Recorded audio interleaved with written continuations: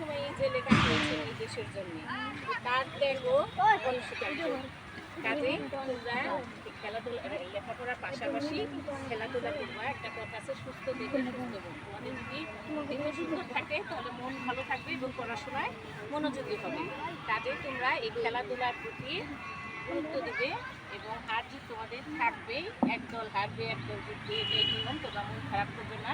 যে দল জিতবে তাদের প্রতি শুভকামনা, আর যারা হারবে তারা পরবর্তীতে চেষ্টা করে আবারও তোমরা জয়ী হবে, এই কামনা করে আমি আশা করি।